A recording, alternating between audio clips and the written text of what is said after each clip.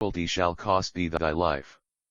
With that he jumped up in a rage, seized his hatchet, and threw it at the sparrow, but it missed her, and only broke the window.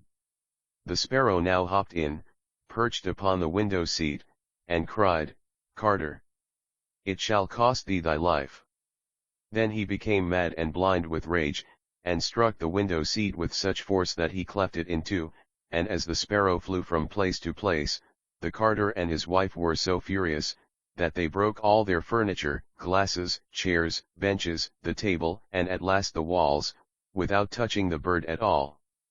In the end, however, they caught her, and the wife said, "Shall I kill her at once?" "No," cried he, "that is letting her off too easily, she shall die a much more cruel death, I will eat her." But the sparrow began to free ebooks at planetebook.com 41 flutter about, and stretch out her neck and cried, "Carter! It shall cost thee thy life yet." With that he could wait no longer, so he gave his wife the hatchet, and cried, "Wife, strike at the bird and kill her in my hand." And the wife struck, but she missed her aim, and hit her husband on the head so that he fell down dead, and the sparrow flew quietly home to her nest. 42 Grimm's Fairy Tales. The 12 Dancing Princesses. There was a king who had 12 beautiful daughters. They slept in 12 beds all in one room, and when they went to bed, the doors were shut and locked up, but every morning their shoes were found to be quite worn through as if they had been danced in all night, and yet nobody could find out how it happened, or where they had been. Then the king made it known to all the land, that if any person could discover the secret, and find out where it was that the princesses danced in the night, he should have the one he liked best for his wife, and should be king after his death, but whoever tried and did not succeed, after 3 days and nights, should be put to death. A king's son soon came. He was well entertained, and in the evening was taken to the chamber next to the one where the princesses lay in their 12 beds. There he was to sit and watch where they went to dance, and, in order that nothing might pass without his hearing it, the door of his chamber was left open. But the king's son soon fell asleep, and when he awoke in the morning he found that the princesses had all been dancing, for the soles of their shoes were full of holes. The same thing happened the second and third night, so the king ordered his head to be cut off. After him free ebooks at planetebook.com 43 came several others, but they had all the same luck, and all lost their lives in the same manner. Now it chanced that an old soldier, who had been wounded in battle and could fight no longer, passed through the country where this king reigned, and as he was traveling through a wood, he met an old woman, who asked him where he was going. "I hardly know where I am going, or what I had better do," said the soldier, "but I think I should like very well to find out where it is that the princesses dance, and then in time I might be a king." "Well," said the old dame, "that is no very hard task, only take care not to drink any of the wine which one of the princesses will bring to you in the evening, and as soon as she leaves you pretend to be fast asleep." Then she gave him a cloak, and said, "As soon as you put that on you will become invisible, and you will then be able to follow the princesses wherever they go." When the soldier heard all this good counsel, he determined to try his luck, so he went to the king, and said he was willing to undertake the task. He was as well received as the others had been, and the king ordered fine royal robes to be given him, and when the evening came he was led to the outer chamber.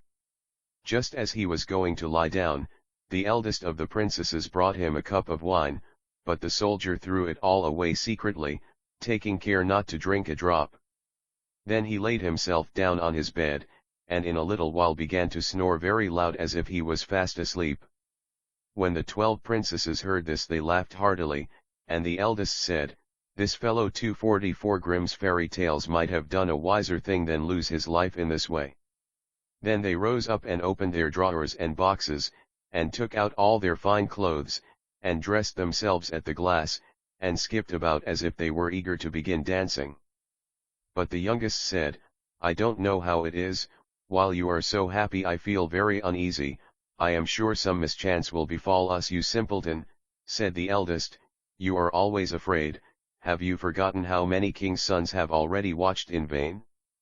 And as for this soldier, Even if I had not given him his sleeping draught, he would have slept soundly enough. When they were all ready, they went and looked at the soldier, but he snored on, and did not stir hand or foot, so they thought they were quite safe, and the eldest went up to her own bed and clapped her hands, and the bed sank into the floor and a trapdoor flew open. The soldier saw them going down through the trapdoor one after another, the eldest leading the way, and thinking he had no time to lose, he jumped up, put on the cloak which the old woman had given him, and followed them, but in the middle of the stairs he trod on the gown of the youngest princess, and she cried out to her sisters, "All is not right, someone took hold of my gown." "You silly creature," said the eldest, "it is nothing but a nail in the wall." Then down they all went, and at the bottom they found themselves in a most delightful grove of trees, and the leaves were all of silver, and glittered and sparkled beautifully. The soldier wished to take away some token of the place, so he broke off a little branch, and there came a loud noise from the tree. Then the youngest free ebooks at planetebook.com 45 daughter said again, "I am sure all is not right. Did not you hear that noise? That never happened before." But the eldest said, "It is only our princes, who are shouting for joy at our approach." Then they came to another grove of trees, where all the leaves were of gold, and afterwards to a third, where the leaves were all glittering diamonds. And the soldier broke a branch from each, and every time there was a loud noise, which made the youngest sister tremble with fear, but the eldest still said, it was only the princes, who were crying for joy. So they went on till they came to a great lake, and at the side of the lake there lay 12 little boats with 12 handsome princes in them, who seemed to be waiting there for the princesses. One of the princesses went into each boat, and the soldier stepped into the same boat with the youngest. As they were rowing over the lake, the prince who was in the boat with the youngest princess and the soldier said, "I do not know why it is, but though I am rowing with all my might we do not get on so fast as usual, and I am quite tired. The boat seems very heavy today." "It is only the heat of the weather," said the princess, "I feel it very warm too." On the other side of the lake stood a fine illuminated castle, from which came the merry music of horns and trumpets. There they all landed, and went into the castle, and each prince danced with his princess, and the soldier, who was all the time invisible, danced with them too, and when any of the princesses had a cup of wine set by her, he drank it all up, so that when she put the cup to her mouth 46 Grimm's fairy tales it was empty. At this, too, the youngest sister was terribly frightened, but the eldest always silenced her. They danced until 3 o'clock in the morning, and then all their shoes were worn out, so that they were obliged to leave off. The princes rowed them back again over the lake, but this time the soldier placed himself in the boat with the eldest princess, and on the opposite shore they took leave of each other, the princesses promising to come again the next night. When they came to the stairs, the soldier ran on before the princesses, and laid himself down, and as the 12 sisters slowly came up very much tired, they heard him snoring in his bed, so they said, "Now all is quite safe." Then they undressed themselves, put away their fine clothes, pulled off their shoes, and went to bed. In the morning the soldier said nothing about what had happened, but determined to see more of this strange adventure, and went again the second and third night, and everything happened just as before. The princesses danced each time till their shoes were worn to pieces, and then returned home. However, on the third night the soldier carried away one of the golden cups as a token of where he had been. As soon as the time came when he was to declare the secret, he was taken before the king with the 3 branches and the golden cup, and the 12 princesses stood listening behind the door to hear what he would say. And when the king asked him, "Where do my 12 daughters dance at night?" he answered, "With 12 princes in a castle underground." And then he told the king all that had happened, and showed him the 3 branches and the golden free ebooks at planetebook.com 47 Cuban pesos which he had brought with him.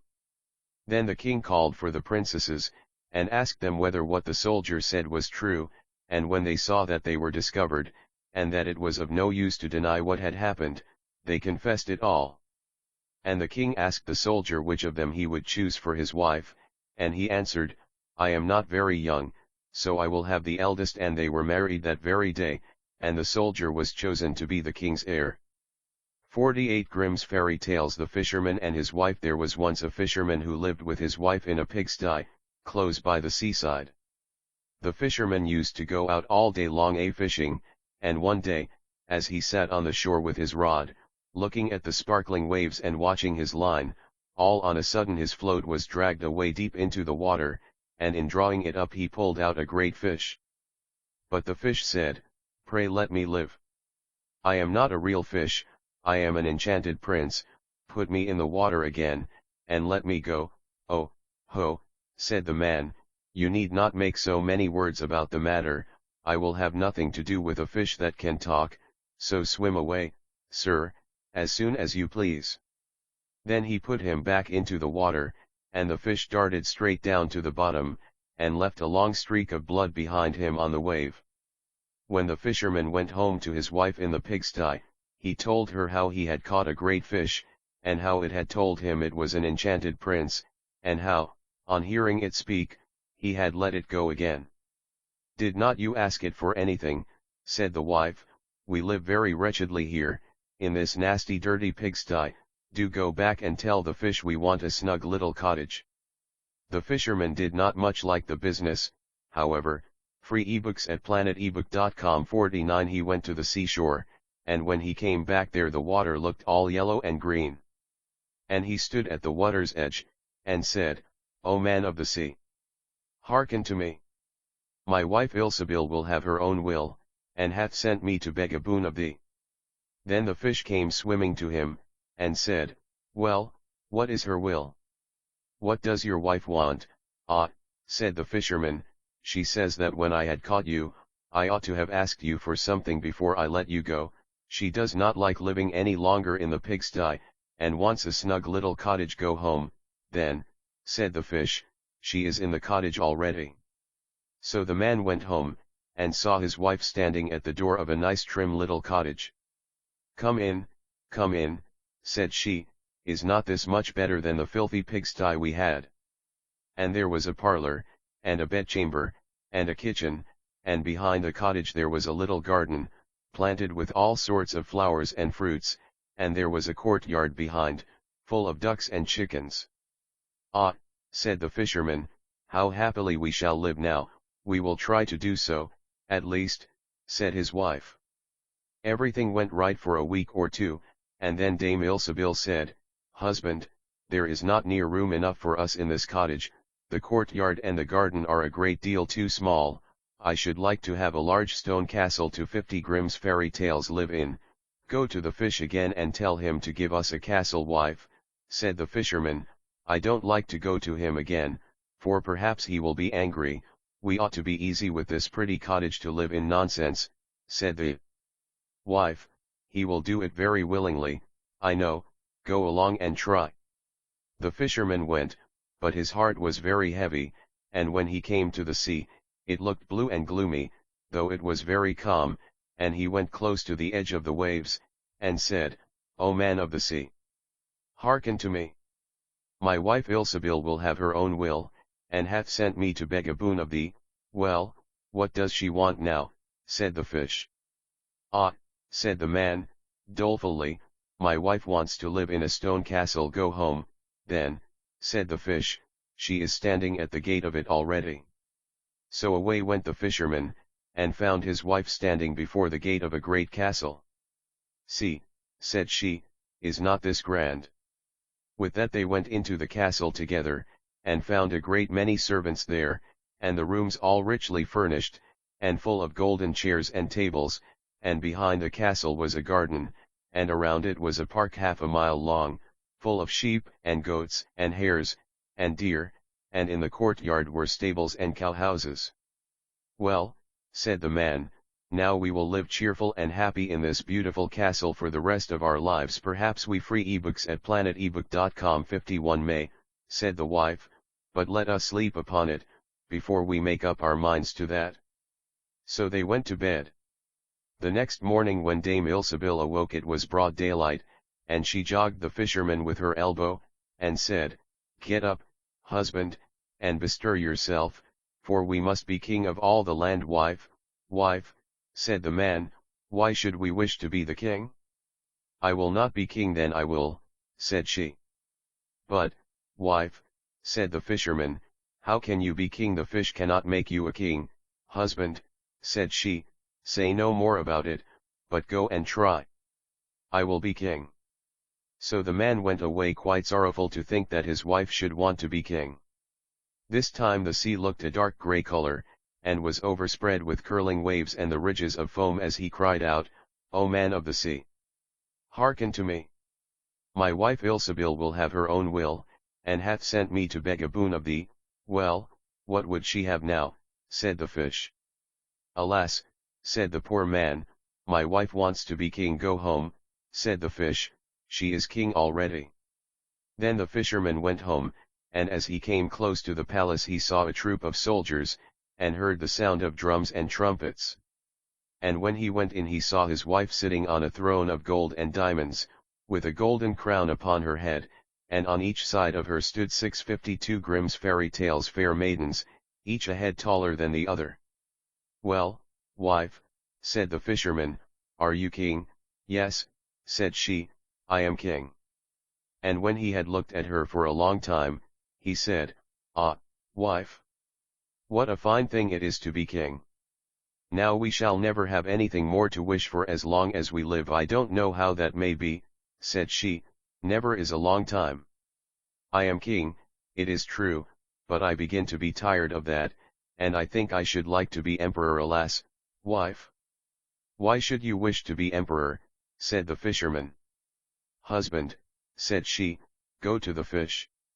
I say I will be emperor. Ah, wife, replied the fisherman, the fish cannot make an emperor, I am sure, and I should not like to ask him for such a thing. I am king, said Ilsebil, and you are my slave, so go at once. So the fisherman was forced to go, and he muttered as he went along, this will come to no good, it is too much to ask, the fish will be tired at last, and then we shall be sorry for what we have done. He soon came to the seashore, and the water was quite black and muddy, and a mighty whirlwind blew over the waves and rolled them about, but he went as near as he could to the water's brink, and said, O man of the sea! Hearken to me. My wife Ilsebil will have her own will, and hath sent me to beg a boon of thee. What would she have now? Said the fish. Ah, said the fisherman, she wants to be emperor. Go home, said the free ebooks at planetebook.com. 53 Fish, she is emperor already. So he went home again, and as he came near he saw his wife Ilsebil sitting on a very lofty throne made of solid gold, with a great crown on her head full 2 yards high, and on each side of her stood her guards and attendants in a row, each one smaller than the other, from the tallest giant down to a little dwarf no bigger than my finger. And before her stood princes and dukes and earls, and the fisherman went up to her and said, Wife, are you emperor? Yes, said she, I am emperor. Ah, said the man, as he gazed upon her, what a fine thing it is to be emperor. Husband, said she, why should we stop at being emperor? I will be pope next. Oh wife, wife, said he, how can you be pope? There is but one pope at a time in Christendom. Husband, said she, I will be pope this very day. But, replied the husband, the fish cannot make you pope. What nonsense, said she, if he can make an emperor, he can make a pope, go and try him. So the fisherman went. But when he came to the shore the wind was raging and the sea was tossed up and down in boiling waves, and the ships were in trouble, and rolled fearfully upon the tops of the billows. In the middle of the heavens there was a little piece of blue sky, but towards the south all was red, as if a dreadful storm was rising. At this sight the fisherman was dreadfully frightened, and he trembled so that his knees knocked together, but still he went down near to the shore, and said, O man of the sea! 54 Grimm's fairy tales. Hearken to me. My wife Ilsebil will have her own will, and hath sent me to beg a boon of thee. What does she want now? Said the fish. Ah, said the fisherman, my wife wants to be pope. Go home, said the fish, she is pope already. Then the fisherman went home, and found Ilsebil sitting on a throne that was 2 miles high. and she had 3 great crowns on her head, and around her stood all the pomp and power of the church. And on each side of her were 2 rows of burning lights, of all sizes, the greatest as large as the highest and biggest tower in the world, and the least no larger than a small rushlight. "Wife," said the fisherman, as he looked at all this greatness, "are you Pope?" "Yes," said she, "I am Pope." "Well, wife," replied he, "it is a grand thing to be Pope, and now you must be easy, for you can be nothing greater." "I will think about that," said the wife. Then they went to bed, but Dame Ilsebil could not sleep all night for thinking what she should be next. At last, as she was dropping asleep, morning broke, and the sun rose. "Ha," thought she, as she woke up and looked at it through the window, "after all I cannot prevent the sun rising." At this thought she was very angry, and wakened her husband, and said, "Husband, go to the fish and tell him I must be lord of the sun and moon." The fisherman was half asleep, but the thought frightened him so much that he started and fell out of bed. "Alas, wife," said he, "cannot you be easy with being free?" Ebooks at planetebook.com. 55 Pope, "No," said she, "I am very uneasy as long as the sun and moon rise without my leave. Go to the fish at once." Then the man went shivering with fear, and as he was going down to the shore a dreadful storm arose, so that the trees and the very rocks shook. And all the heavens became black with stormy clouds, and the lightnings played, and the thunders rolled, and you might have seen in the sea great black waves, swelling up like mountains with crowns of white foam upon their heads. And the fisherman crept towards the sea, and cried out, as well as he could, "O man of the sea! Hearken to me. My wife Ilsebil will have her own will, and hath sent me to beg a boon of thee." "What does she want now?" said the fish. "Ah," said he, "she wants to be lord of the sun and moon." "Go home," said the fish, "to your pigsty again." And there they live to this very day. 56 Grimm's Fairy Tales. The Willow Wren and the Bear. Once in summertime the bear and the wolf were walking in the forest, and the bear heard a bird singing so beautifully that he said, "Brother Wolf, what bird is it that sings so well?" "That is the king of birds," said the wolf, "before whom we must bow down." In reality the bird was the willow wren. "If that's the case," said the bear, "I should very much like to see his royal palace. Come, take me thither." "That is not done quite as you seem to think," said the wolf, "you must wait until the queen comes." Soon afterwards, the queen arrived with some food in her beak, and the lord king came too, and they began to feed their young ones. The bear would have liked to go at once, but the wolf held him back by the sleeve, and said, "No, you must wait until the lord and lady queen have gone away again." So they took stock of the hole where the nest lay, and trotted away. The bear, however, could not rest until he had seen the royal palace, and when a short time had passed, went to it again. The king and queen had just flown out, so he peeped in and saw 5 or 6 young ones lying there. "Is that the royal palace?" cried the bear. "It is a wretched palace, and you are not king's children, you are disreputable children." When the young wrens heard that, they were frightfully angry, and free ebooks at planetebook.com. 57 screamed, "No, that we are not. Our parents are honest people. Bear, you will have to pay for that." The bear and the wolf grew uneasy, and turned back and went into their holes. The young willow wrens, however, continued to cry and scream, and when their parents again brought food they said, "We will not so much as touch one fly's leg, no, not if we were dying of hunger, until you have settled whether we are respectable children or not. The bear has been here and has insulted us." Then the old king said, "Be easy, he shall be punished," and he at once flew with the queen to the bear's cave, and called in, "Old growler, why have you insulted my children? You shall suffer for it. We will punish you by a bloody war." Thus war was announced to the bear, and all 4-footed animals were summoned to take part in it, oxen, asses, cows, deer, and every other animal the earth contained. And the willow wren summoned everything which flew in the air, not only birds, large and small, but midges, and hornets, bees and flies had to come. When the time came for the war to begin, the willow wren sent out spies to discover who was the enemy's commander-in-chief. The gnat, who was the most crafty, flew into the forest where the enemy was assembled, and hid herself beneath a leaf of the tree where the password was to be announced. There stood the bear, and he called the fox before him and said, "Fox, you are the most cunning of all animals, you shall be general and lead us good." Said the fox, "But what signal shall we agree upon?" No one knew that, so the fox said, "I have a fine long bushy tail, which almost looks like a plume of red feathers. When I lift my tail 58 Grimm's fairy tales up quite high, all is going well, and you must charge, but if I let it hang down, run away as fast as you can."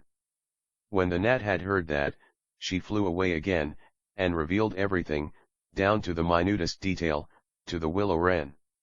When day broke, and the battle was to begin, all the 4-foot animals came running up with such a noise that the earth trembled.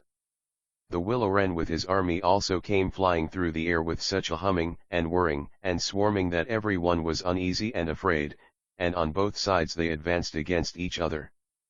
But the willow wren sent down the hornet, with orders to settle beneath the fox's tail, and sting with all his might. When the fox felt the first sting, he started so that he one leg, from pain, but he bore it, and still kept his tail high in the air. At the second sting, he was forced to put it down for a moment. At the third, he could hold out no longer, screamed, and put his tail between his legs. When the animals saw that, they thought all was lost, and began to flee, each into his hole, and the birds had won the battle. Then the king and queen flew home to their children and cried, "Children, rejoice, eat and drink to your heart's content, we have won the battle." But the young wrens said, "We will not eat yet, the bear must come to the nest, and beg for pardon and say that we are honorable children, before we will do that." Then the willow wren flew to the bear's hole and cried, "Growler, you are to come to the nest to my children, and beg their pardon, or else every rib of your body shall be broken." So the bear crept thither in the greatest fear, and begged their pardon. And now at last the free ebooks at planetebook.com 59 young wrens were satisfied, and sat down together and ate and drank, and made merry till quite late into the night.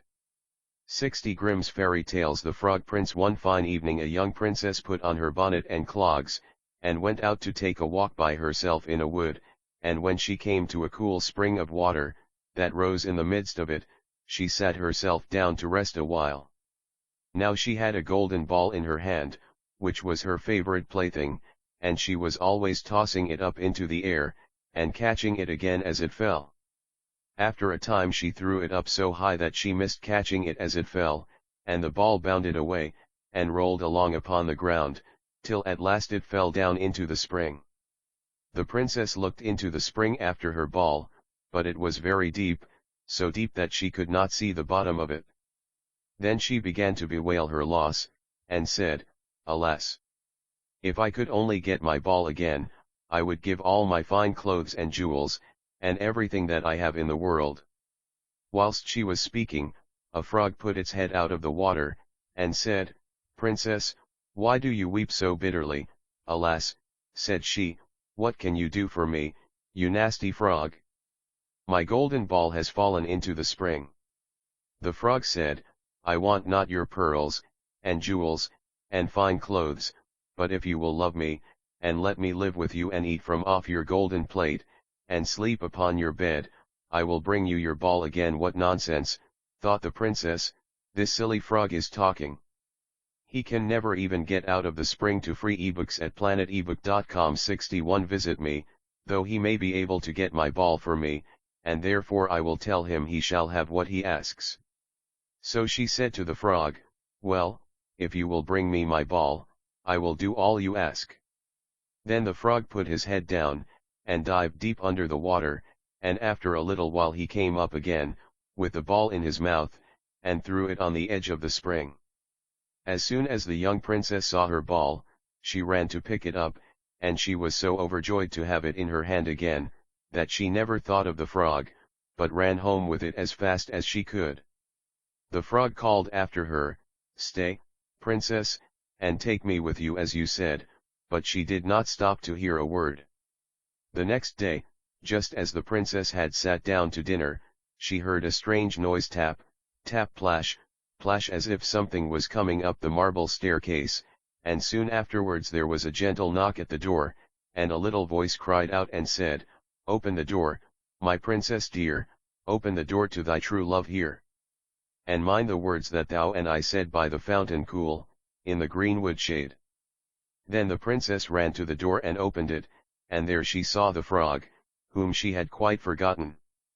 At this sight she was sadly frightened, and shutting the door as fast as she could came back to her seat. The king, her father, seeing that something had frightened her, asked her what was the matter. "There is a nasty frog," said she, "at the door, 62 Grimm's fairy tales that lifted my ball for me out of the spring this morning. I told him that he should live with me here, thinking that he could never get out of the spring, but there he is at the door, and he wants to come in." While she was speaking the frog knocked again at the door, and said, "Open the door, my princess dear, open the door to thy true love here. And mind the words that thou and I said by the fountain cool, in the greenwood shade." Then the king said to the young princess, "As you have given your word you must keep it, so go and let him in." She did so, and the frog hopped into the room, and then straight on tap, tap, plash, plash from the bottom of the room to the top, till he came up close to the table where the princess Saturday. "Pray lift me upon chair," said he to the princess, "and let me sit next to you." As soon as she had done this, the frog said, "Put your plate nearer to me, that I may eat out of it." This she did, and when he had eaten as much as he could, he said, "Now I am tired, carry me upstairs, and put me into your bed." And the princess, though very unwilling, took him up in her hand, and put him upon the pillow of her own bed, where he slept all night long. As soon as it was light he jumped up, hopped downstairs, and went out of the house. "Now, then," thought the princess, "at last he is gone, and I shall be troubled with him no more." But she was mistaken, for when night came again she free ebooks at planetebook.com 63 heard the same tapping at the door, and the frog came once more, and said, "Open the door, my princess dear, open the door to thy true love here. And mind the words that thou and I said by the fountain cool, in the greenwood shade." And when the princess opened the door the frog came in, and slept upon her pillow as before, till the morning broke. And the third night he did the same. But when the princess awoke on the following morning she was astonished to see, instead of the frog, a handsome prince, gazing on her with the most beautiful eyes she had ever seen, and standing at the head of her bed. He told her that he had been enchanted by a spiteful fairy, who had changed him into a frog, and that he had been fated so to abide till some princess should take him out of the spring, and let him eat from her plate, and sleep upon her bed for 3 nights. "You," said the prince, "have broken his cruel charm, and now I have nothing to wish for but that you should go with me into my father's kingdom, where I will marry you, and love you as long as you live." The young princess, you may be sure, was not long in saying yes to all this, and as they spoke a gay coach drove up, with 8 beautiful horses, decked with plumes of feathers and a golden harness, and behind the coach rode the prince's servant, faithful Heinrich, who had bewailed the misfortunes of his dear master during his enchantment so 64 Grimm's fairy tales long and so bitterly, that his heart had well nigh burst. They then took leave of the king, and got into the coach with 8 horses, and all set out, full of joy and merriment, for the prince's kingdom, which they reached safely, and there they lived happily a great many years. Free ebooks at planetebook.com 65 Cat and Mouse in partnership. A certain cat had made the acquaintance of a mouse, and had said so much to her about the great love and friendship she felt for her, that at length the mouse agreed that they should live and keep house together.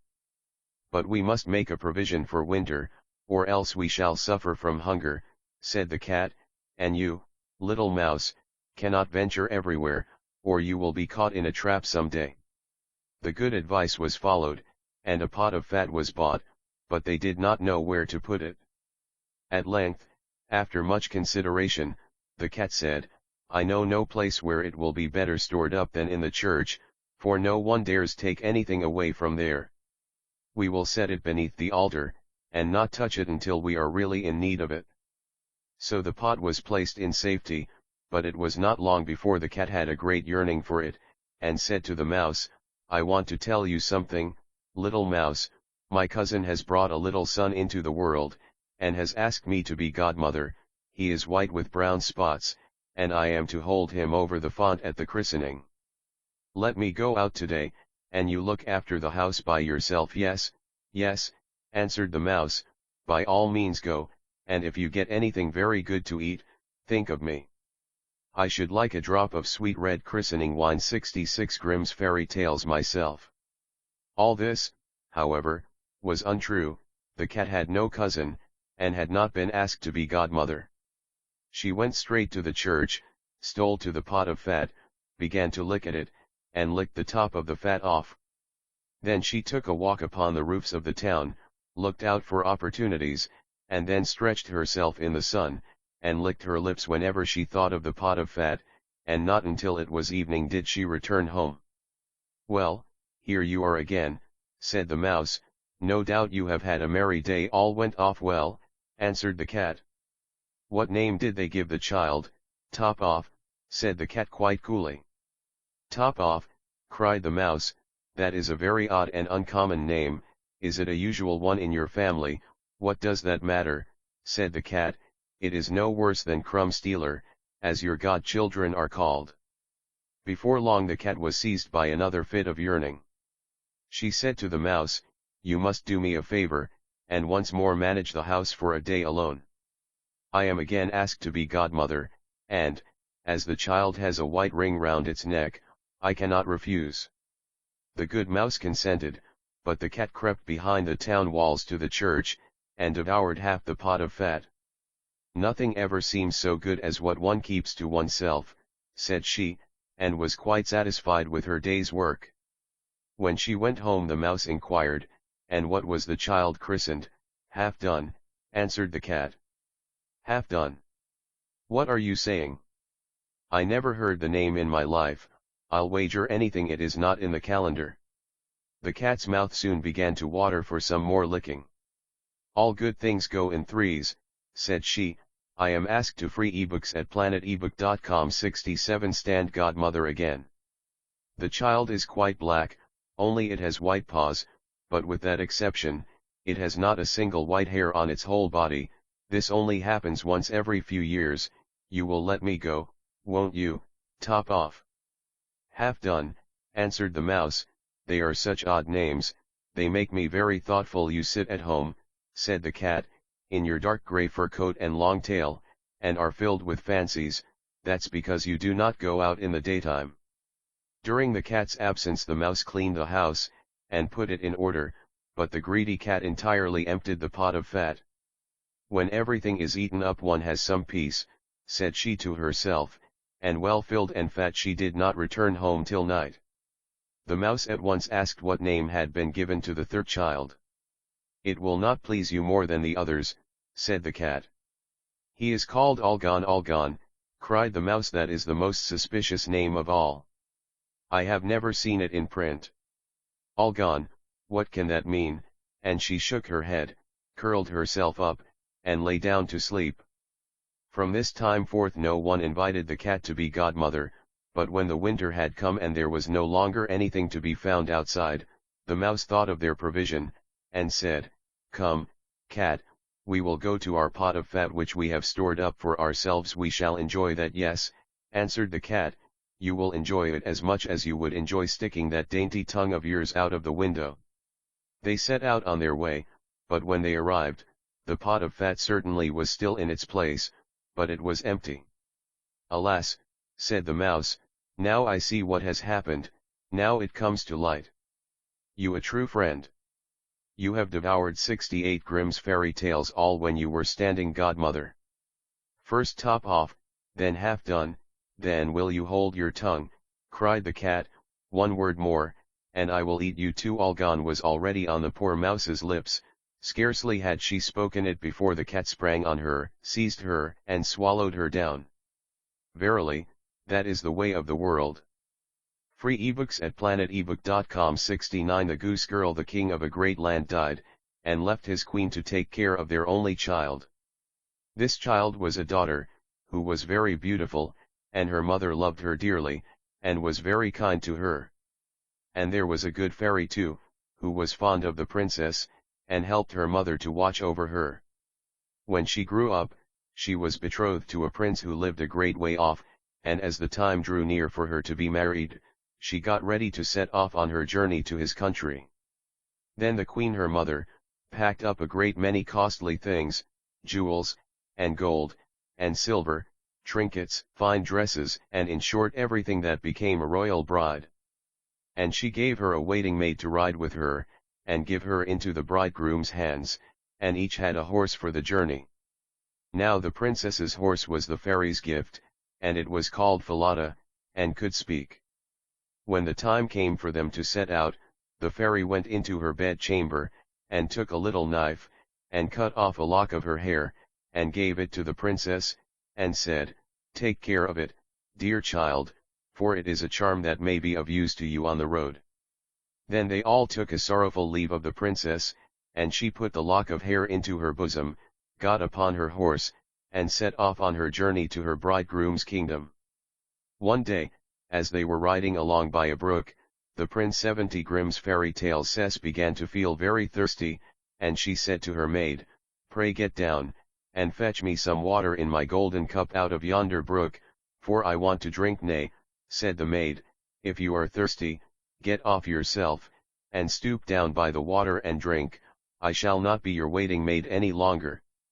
Then she was so thirsty that she got down, and knelt over the little brook, and drank, for she was frightened, and dared not bring out her golden cup, and she wept and said, "Alas!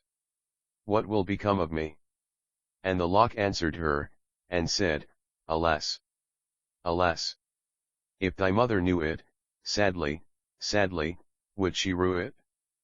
But the princess was very gentle and meek, so she said nothing to her maid's ill behavior, but got upon her horse again. Then all rode farther on their journey, till the day grew so warm, and the sun so scorching, that the bride began to feel very thirsty again, and at last, when they came to a river, she forgot her maid's rude speech, and said, "Pray get down, and fetch me some water to drink in my golden cup."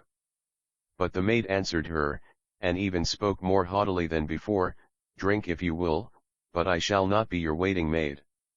Then the princess was so thirsty that she got off her horse, and lay down, and held her head over the running stream, and cried and said, "What will become of me?" And the lock of hair answered her again. Free ebooks at planetebook.com. 71 Alas! Alas! If thy mother knew it, sadly, sadly, would she rue it? And as she leaned down to drink, the lock of hair fell from her bosom, and floated away with the water. Now she was so frightened that she did not see it, but her maid saw it, and was very glad, for she knew the charm, and she saw that the poor bride would be in her power, now that she had lost the hair.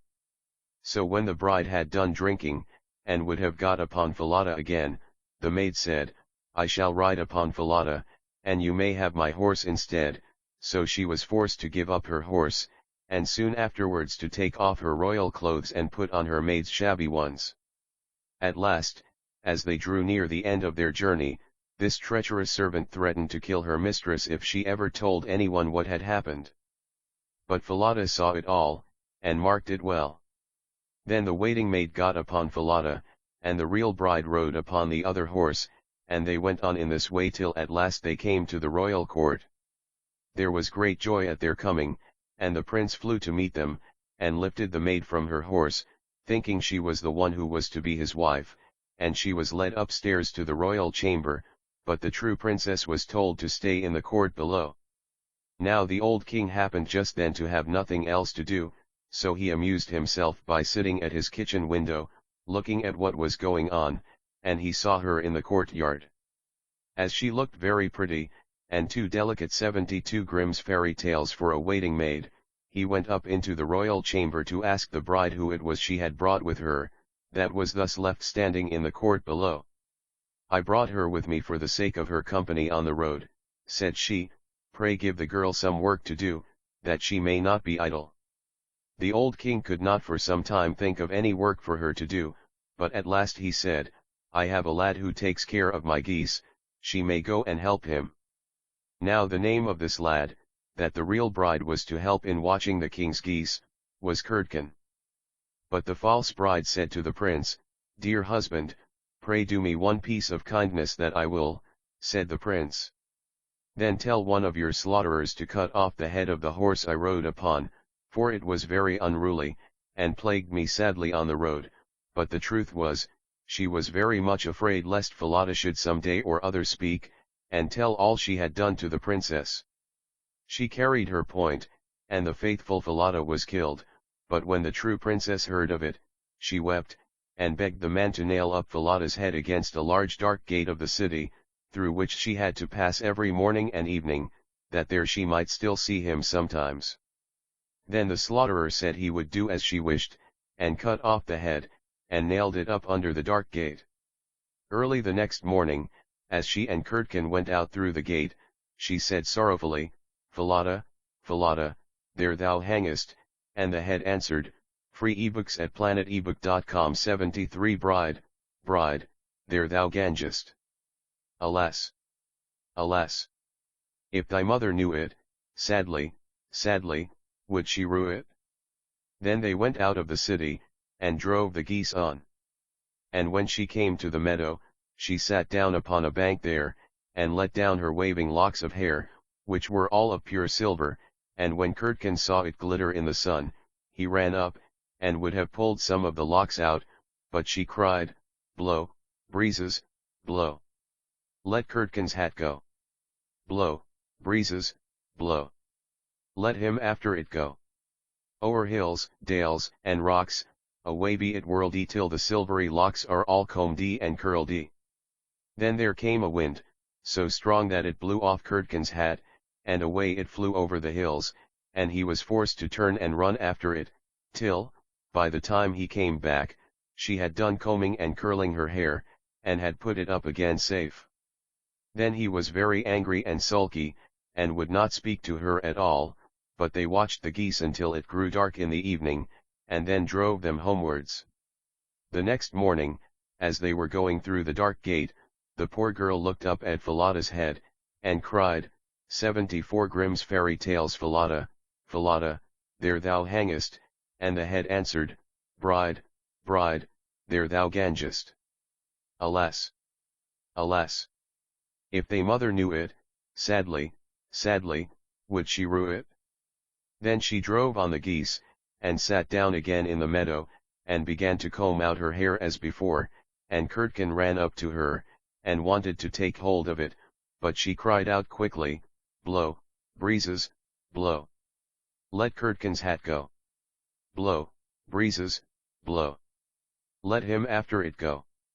O'er hills, dales, and rocks, away be it whirledy till the silvery locks are all combedy and curledy. Then the wind came and blew away his hat, and off it flew a great way, over the hills and far away, so that he had to run after it, and when he came back she had bound up her hair again, and all was safe. So they watched the geese till it grew dark. In the evening, after they came home, Curdken went to the old king, and said, I cannot have that strange girl to help me to keep the geese any longer. Why, said the free ebooks at planetebook.com 75 king. Because, instead of doing any good, she does nothing but tease me all day long.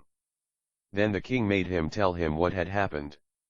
And Curdken said, When we go in the morning through the dark gate with our flock of geese, she cries and talks with the head of a horse that hangs upon the wall, and says, Falada, Falada, there thou hangest, and the head answers, Bride, bride, there thou gangest. Alas! Alas! If thy mother knew it, sadly, sadly, would she rue it? And Curdken went on telling the king what had happened upon the meadow where the geese fed, how his hat was blown away, and how he was forced to run after it, and to leave his flock of geese to themselves. But the old king told the boy to go out again the next day, and when morning came, he placed himself behind the dark gate, and heard how she spoke to Falada, and how Falada answered. Then he went into the field, and hid himself in a bush by the meadow's side, and he soon saw with his own eyes how they drove the flock of geese, and how, after a little time, she let down her hair that glittered in the sun. And then he heard her say, "Blow, breezes, blow." 76 Grimm's Fairy Tales. Let Curdken's hat go. Blow, breezes, blow. Let him after it go. O'er hills, dales, and rocks, away be it whirledy till the silvery locks are all combedy and curledy. And soon came a gale of wind, and carried away Curdken's hat, and away went Curdken after it, while the girl went on combing and curling her hair. All this the old king saw, so he went home without being seen, and when the little goose girl came back in the evening he called her aside, and asked her why she did so, but she burst into tears, and said, "That I must not tell you or any man, or I shall lose my life." But the old king begged so hard, that she had no peace till she had told him all the tale, from beginning to end, word for word. And it was very lucky for her that she did so, for when she had done the king ordered royal clothes to be put upon her, and gazed on her with wonder, she was so beautiful. Then he called his son and told him that he had only a false bride, for that she was merely a waiting maid, while the true bride stood by. And the young king rejoiced when he saw her beauty, and heard how meek and patient she had been, and without saying anything to the false bride, the king ordered a great feast to be got ready for all his court. The bridegroom sat at the top, with the false princess on one side, and the true one on the other, but nobody knew her. Free ebooks at planetebook.com. 77 Again, for her beauty was quite dazzling to their eyes, and she did not seem at all like the little goose girl, now that she had her brilliant dress on. When they had eaten and drank, and were very merry, the old king said he would tell them a tale. So he began, and told all the story of the princess, as if it was one that he had once heard, and he asked the true waiting maid what she thought ought to be done to anyone who would behave thus. "Nothing better," said this false bride, "than that she should be thrown into a cask stuck round with sharp nails, and that 2 white horses should be put to it, and should drag it from street to street till she was dead." "Thou art she," said the old king, "and as thou hast judged thyself, so shall it be done to thee." And the young king was then married to his true wife, and they reigned over the kingdom in peace and happiness all their lives, and the good fairy came to see them, and restored the faithful Falada to life again. 78 Grimm's Fairy Tales. The Adventures of Chanticleer and Partlet. 1. How they went to the mountains to eat nuts. "The nuts are quite ripe now," said Chanticleer to his wife Partlet. "Suppose we go together to the mountains, and eat as many as we can, before the squirrel takes them all away." "With all my heart," said Partlet, "let us go and make a holiday of it together." So they went to the mountains, and as it was a lovely day, they stayed there till the evening. Now, whether it was that they had eaten so many nuts that they could not walk, or whether they were lazy and would not, I do not know. However, they took it into their heads that it did not become them to go home on foot. So Chanticleer began to build a little carriage of nutshells, and when it was finished, Partlet. Free ebooks at planetebook.com. 79 jumped into it and sat down, and bid Chanticleer harness himself to it and draw her home. "That's a good joke," said Chanticleer. "No, that will never do. I had rather by half walk home. I'll sit on the box and be coachman, if you like, but I'll not draw." While this was passing, a duck came quacking up and cried out, "You thieving vagabonds, what business have you in my grounds? I'll give it you well for your insolence." And upon that she fell upon Chanticleer most lustily. But Chanticleer was no coward, and returned the duck's blows with his sharp spurs so fiercely that she soon began to cry out for mercy, which was only granted her upon condition that she would draw the carriage home for them. This she agreed to do, and Chanticleer got upon the box, and drove, crying, "Now, duck, get on as fast as you can." And away they went at a pretty good pace. After they had travelled along a little way, they met a needle and a pin walking together along the road, and the needle cried out, "Stop, stop," and said it was so dark that they could hardly find their way, and such dirty walking they could not get on at all. He told them that he and his friend, the pin, had been at a public house a few miles off, and had sat drinking till they had forgotten how late it was. He begged therefore that the travellers would be so kind as to give them a lift in their carriage. Chanticleer, observing that they were but thin fellows, and not likely to take up much room, told them they might ride, but made them promise not to dirty the wheels of the carriage in getting in, nor to tread on Partlet's toes. Late at night they arrived at an inn, and as it was bad 80 Grimm's fairy tales travelling in the dark, and the duck seemed much tired, and waddled about a good deal from one side to the other, they made up their minds to fix their quarters there, but the landlord at first was unwilling, and said his house was full, thinking they might not be very respectable company. However, they spoke civilly to him, and gave him the egg which Partlet had laid by the way, and said they would give him the duck, who was in the habit of laying one every day. So at last he let them come in, and they bespoke a handsome supper, and spent the evening very jollily. Early in the morning, before it was quite light, and when nobody was stirring in the inn, Chanticleer awakened his wife, and, fetching the egg, they pecked a hole in it, ate it up, and threw the shells into the fireplace. They then went to the pin and needle, who were fast asleep, and seizing them by the heads, stuck one into the landlord's easy chair and the other into his handkerchief, and, having done this, they crept away as softly as possible. However, the duck, who slept in the open air in the yard, heard them coming, and jumping into the brook which ran close by the inn, soon swam out of their reach. An hour or two afterwards the landlord got up, and took his handkerchief to wipe his face, but the pin ran into him and pricked him. Then he walked into the kitchen to light his pipe at the fire, but when he stirred it up the eggshells flew into his eyes, and almost blinded him. "Bless me," said he, "all the world seems to have a design against my head this morning," and so saying, he threw himself sulkily into his easy chair. But, oh dear! The needle ran into him, and free ebooks at planetebook.com 81. This time the pain was not in his head. He now flew into a very great passion, and, suspecting the company who had come in the night before, he went to look after them, but they were all off, so he swore that he never again would take in such a troop of vagabonds, who ate a great deal, paid no reckoning, and gave him nothing for his trouble but their apish tricks. 82 Grimm's Fairy Tales 2.